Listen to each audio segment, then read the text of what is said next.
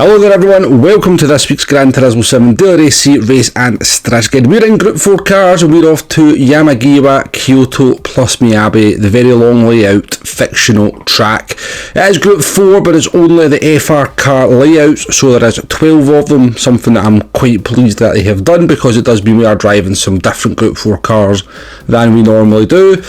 And for this one, we'll get 8 laps to get around, tyre wear at times 1, fuel at times 1, just do racing medium tyres. There is a mandatory pit stop in this one, BOP is on, damage is light, slipstream is custom, and there is a grid start with a false start check in this one. For your settings, we only have the brake balance. Now on the face of it, you're probably thinking this is a race where it's just one of those pointless pit stop races with it being the medium tyres and tyre wear only being at times 1. To be honest with you, there's a little bit more to this one than first meets the eye. So we're going to go through the bullet points very quickly on this one. First thing we want to check out is what is the difference between changing the tyres and not changing the tyres during our pit stop. So coming into the pit box here, we are going to see how long the car will be stationary if we don't change the tyres. So 2 seconds is your stationary time if you don't change the tyres, and when you do change the tyres, you're only stationary for 3.2 seconds, so the difference between not changing the tyres and changing the tyres is very small indeed. We'll definitely look at that a little bit more later in the video. We'll move on to the strategy. The next thing you want to be taking note of in this race is a grid start with a false start check, so do be careful of that. A nice little change as well for daily race here, not a change but something we don't do very often, is start the race with a grid start, and it does keep the cars nice and close together at the start of the race, and also, to be perfectly honest with you, introduce a little bit of chaos, which, you know, not always welcome, but it's good to have a little bit of a chance to make up some positions at the start of the race. Let's move on to the pit loss and the fuel. We've obviously looked at the difference it takes to change the tyres and to not change the tyres, but what is that overall pit loss? So we're pitting here at the end of lap 1. We've been caught up in a little bit of that chaos in the first lap that I was talking about. We have picked up a 2-second penalty, so we're going to come in at the end of lap 1 here in the Jaguar and not change the tyres. Now if you do pick up a penalty and you can pit on that lap, you can save a little bit of time because the penalty zone is within the pit lane, so you can probably save a little bit of time if you can actually serve your penalty whilst making a pit stop.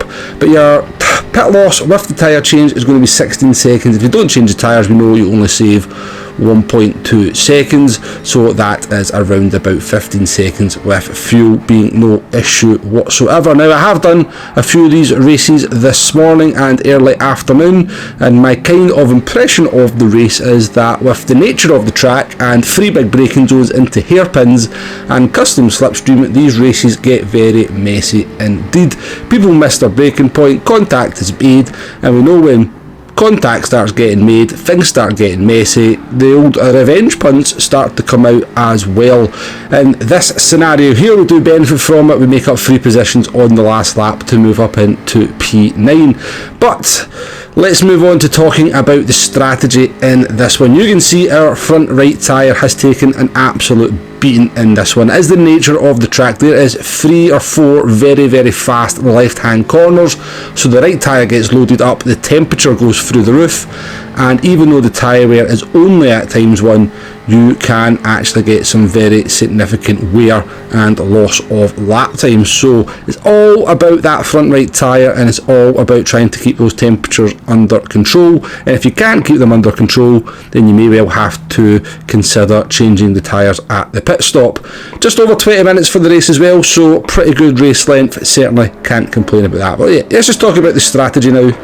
So you do have 2 options in this one. If you go for the no tyre change strategy as we did in our race, then you're going to have to look after that front right tyre. That will give you the flexibility to pit obviously any lap you want, lap 1 all the way up to lap 7, to try and find a little bit of clean track. Now in that first race that we did, we absolutely fried our front right tyre, but on the next race we did not long after that one, we did a much better job of looking after the tyres, being very careful of not carrying too much speed in the fast left-handers, and we managed to use the no tyre change strategy to move from the back of the grid all the way up to P4. You can see the difference in the tyre wear there is quite significant from the first race indeed.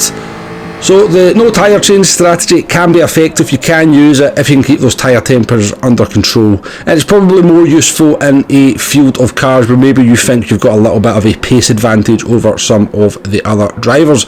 The other strategy you can do, of course, is to change those tyres. It does only cost an additional 1.2 seconds during your mandatory pit stop.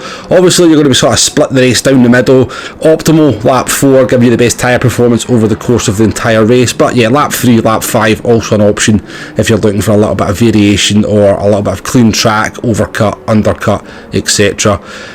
Yeah, and at the cost of 1.2 seconds, I think it probably will be the strategy that most people will do as this week rumbles on. But that's pretty much it for this one. I think we've hit all the bullet points here. I think it's a pretty decent race, to be honest with you, bar that custom slipstream, because it just does keep everybody close together, keeps things messy, keeps things entertaining as well. I get it, but yeah, not too bad a combination. Settings are not too bad either, and I do give PD kudos for actually giving us some strategy options in there, which didn't look like they were really a thing given the tyre wear setting, and also just using the FR cars I think is a nice move as well. So yeah, we'll give this one about a 7.5 out of 10. GG's to PD. Thank you very much for watching, and I'll catch you on the next one. Goodbye now.